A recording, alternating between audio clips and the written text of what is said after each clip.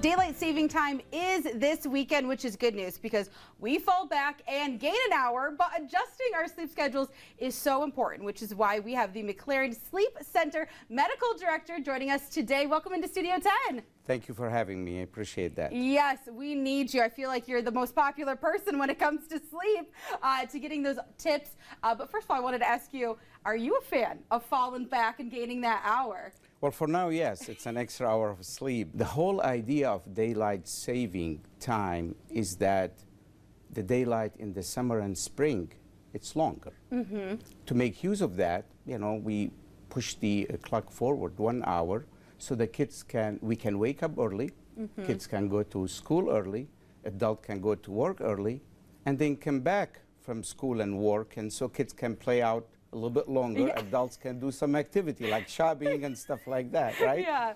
So that's all good until we reach this time of the year where waking up at the same time, it's too dark. The problem that back and forth confuse our biological clock.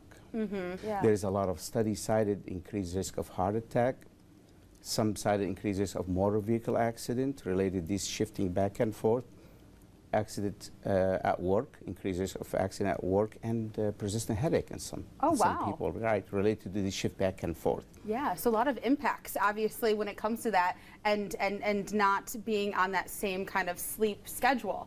So what do you kind of suggest to kind of help balance this out, since we're going to be this is going to be happening this weekend? So first, let's enjoy that extra hour of sleep. It's, you know, we paid for it in March. We're going to pay it again in next March. So we always recommend a fixed sleep hygiene, meaning waking up at the same time, going to sleep at the same time. No screen at bedtime. I know most people kind of use their phones, so no phone, no TV. No large meal close to bedtime, no heavy exercise to bedtime, although we don't recommend going to bed hungry or angry for that matter. Right. You know, neither of this is good. Right? Yeah, right. No nap in the afternoon, no coffee after 3 or 4 in the afternoon, because also coffee fragment your sleep too. The winter also, probably you're familiar with that, with the SAD, seasonal affective disorder. And the lack of the sunshine can make some people kind of go into a little depressive mode. In mild cases, we do recommend keeping the same sleep hygiene schedule. Improve your lighting around the house during the daytime.